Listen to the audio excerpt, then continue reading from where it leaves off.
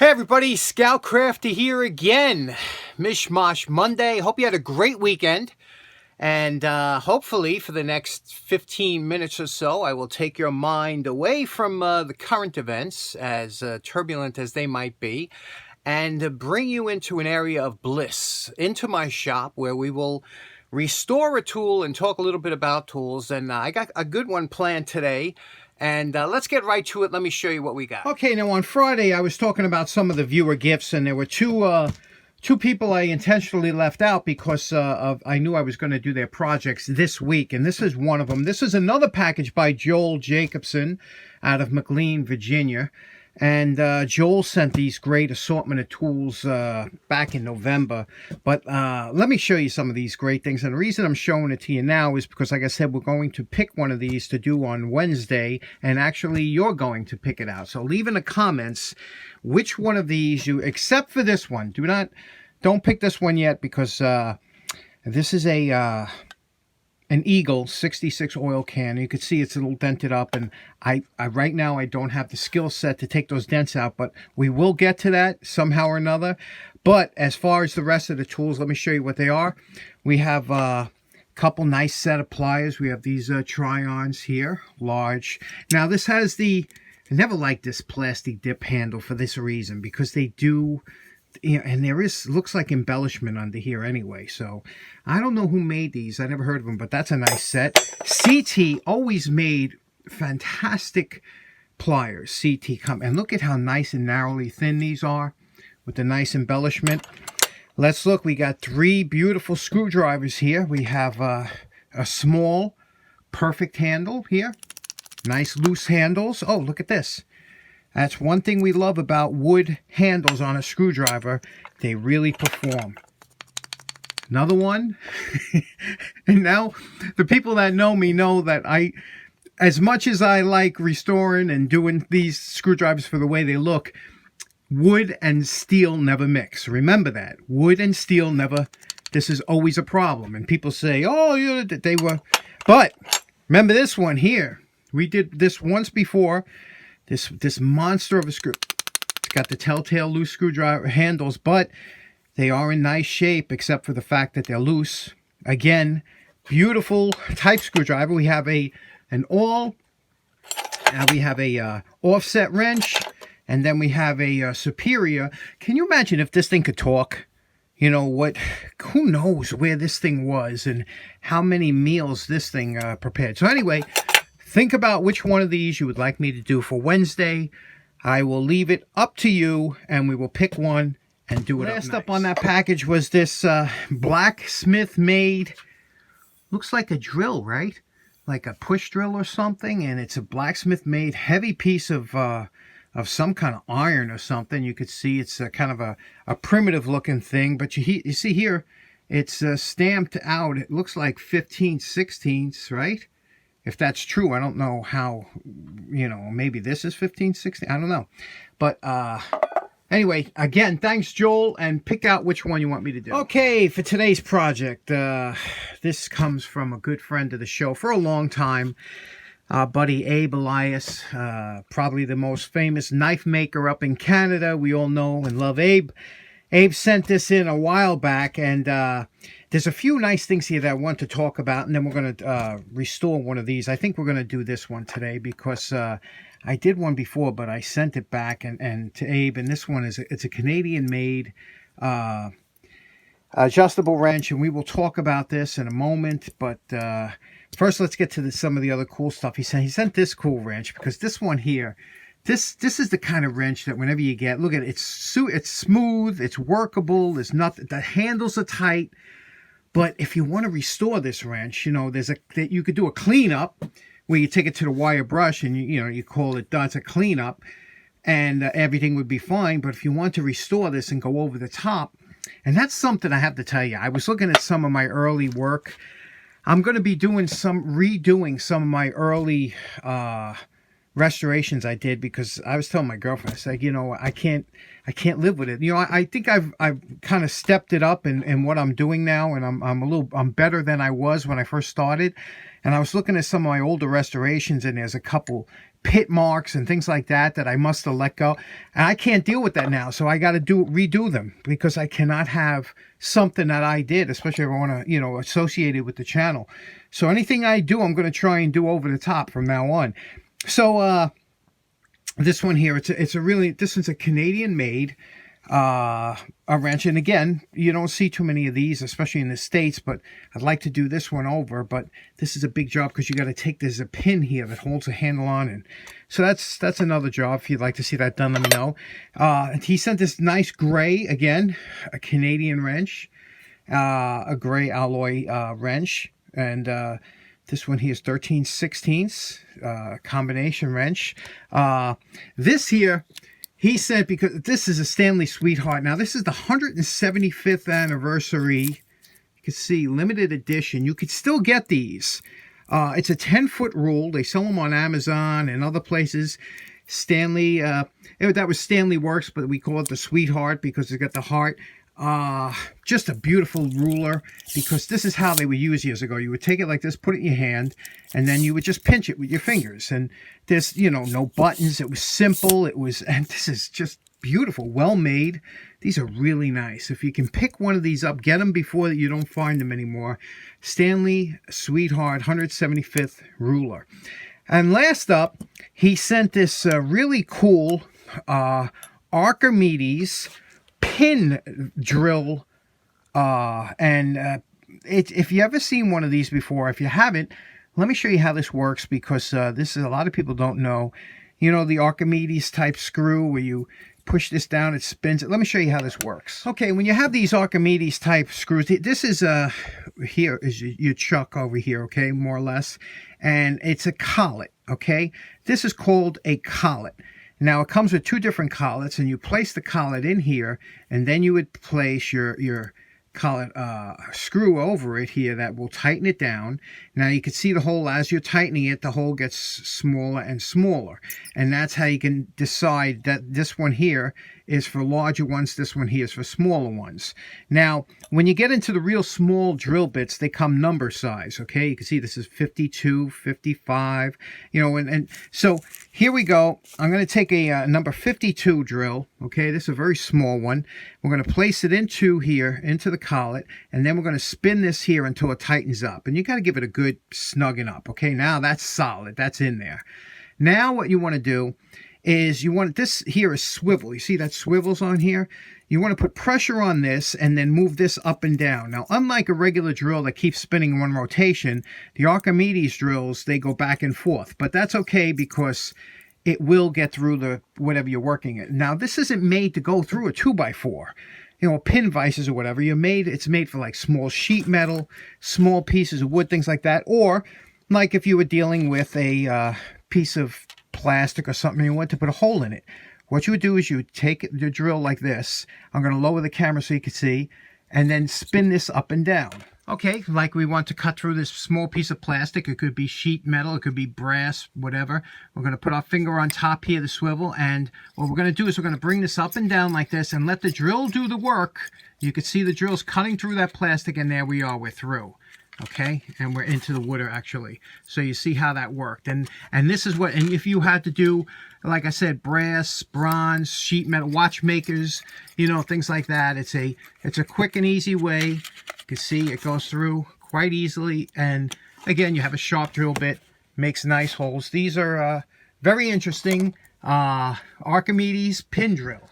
Okay, so like I said, this is the one we're going to tackle today, and you can see here it says ETF Ltd, and on the other side it says Canada. Okay, it's a beautiful, well-made little wrench, and you can see here, especially here, the top here is real nice, and it was painted, and it's kind of a weird color, huh? This is, what this color reminds me of? A zinc chromite almost, and that's what they used to prime aluminum, things like that. Anyway, so what we're going to do is we're going to strip this paint off. Obviously, we're going to have to take a few things apart to do this up right. But with all these little indent things that we could put paint in, if we do this up over the top, it's kind of a plain wrench now, but I want to do this up right. So let's get started. First, we're going to strip it down, and you know the routine. Now, to do a really proper restoration on this, you got to take it more or less all apart, and we're going to drill this out. This is my preferred way to do it. Now, some people try and grind this off. Now, you got to be very careful when you grind it off because you could hit this part here, and once you make marks on here, you got to, you know, you limit yourself because then you might have to go below those marks to get it flat again. So I like to just tackle this. We can drill out either side, but we're going to use a center drill, and this is something you must have in your bag of tricks. So we're going to drill out that, and then we'll punch it out with a punch. Now, I know this might seem kind of redundant to a lot of people who have done this before, but anytime you're going to use your drill press, you want to bring your drill press up the table all the way up so that you're only traveling down like about a ½ inch or so. You know, there's no sense. Some people have the table all the way down and they're cranking the handle down. You want only to be moving a very little part of the quill. Okay, then you lock up the table. The table's locked up now. And then we're always going to use a little bit of Tap Magic, which is a lubricant, a cutting fluid for the drill so that it doesn't drill and keeps it cool. And we always just put a little drop on here first of all and then drill it out.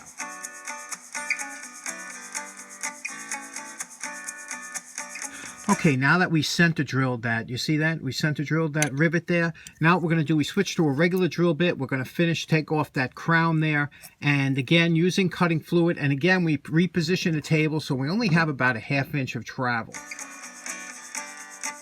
Now, this is important. Do you see over here what we did? You see that we didn't go all the way down because we don't want to touch this metal. We just want to get rid of that rivet. So we left a little, there's just a little bit of a shell there. Now we're going to take a punch, a pin punch, and we're going to put this over a hole here like this. And we're going to punch that out of there with a pin punch. It'll pop right out. Okay, now we're going to take a little punch, put it in here, short ball peen hammer, and knock that right out. Okay, Bob's your uncle. Now, this wasn't factory paint. You could see here, this was just a quick overspray, I guess, to identify the tool or whatever. So you could tell they didn't prep the surface. And when they didn't prep the surface, this paint is going to come off super easy. No reason to even waste the paint stripper because the wire brush will probably take this right off right away. We'll give it a quick test like this over here. Again, you got to mask up when you're doing this. You don't know what kind of paint it was, but it's pretty recent. You could tell it's not lead. So now you see here when we address it to the wire brush how easy that paint comes off. So there's no reason to waste your paint stripper on something like this. Just use the wire brush. Okay, here's our post-wire brush evaluation. Now, with certain things, there's no sense. You can see this was painted black at one time. But since we're going to go over this to flatten it out, there's no sense in taking all that paint off because we already know what's under there. We're just going to take that out with the flap sander. Same thing over here. And what you want to do is you want to take the extra time to get in here because you're not going to get in there with the flap sand. So take your extra time to make sure you do that well because there's going to be paint in there. Same thing with inside the handles here. But you can see here the forge, you know, they did a nice job here, but there's always going to be those forge marks and everything. And we'll take all that out. And everything looks really good here. And you spend a lot of time on the knurl nut on the wire brush because that's all you do is the wire brush. And look how nice that came out. They always come out, but you remember you got to hit it at the same angle as the knurling. So let's get to the flap sander.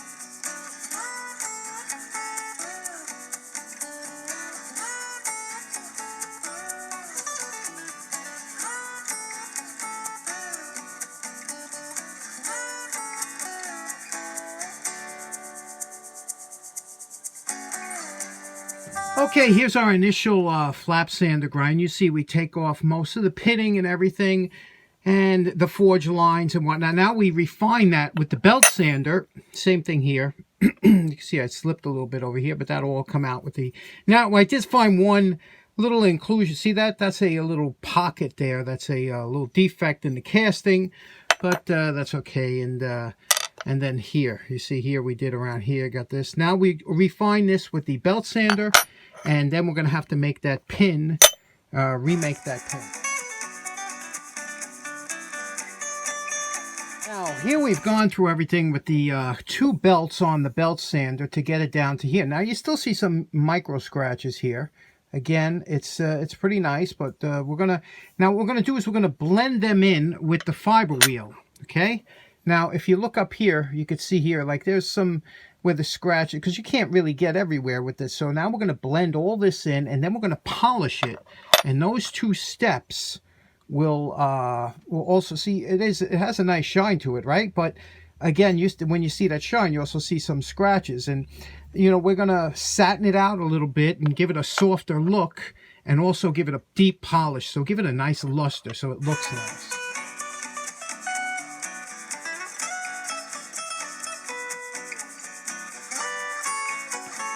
Okay, we're done with our polish, and we're all ready now. We're ready for paint, and also we have to make that pin. But I guess you wonder maybe why I picked this was because I wanted to justify my purchase of that hardware, that beautiful hardware that I got. And sure enough, here is a job that purchase justifies. And I needed the screws to go through here, and they had to be this is 632. And they go right in there. Look how pretty that is. And it here's how you check it. You use your nut and bolt checker here, and you can see here it says 632 up there, and then you just screw this in just to check to make sure, and there it is, fits perfect. So now we'll just drill and tap out a small piece of steel that fits in here, and there's our pin. There's really, believe it or not, that's just a pivot point. There is no pressure on here, because once the wrench gets into lock mode, it locks up against the jaws, and so there's really not a tremendous amount. The sheer strength of that pin, it would be much bigger if it needed to be, but here we are. We're going to use just an old nail that for the steel to go through here, and then we're going to trim it down so it fits in here, and then drill and tap it. So let's get this in the lathe and straighten this out, because we only need a length of this far here, and then drilled and tapped. 632.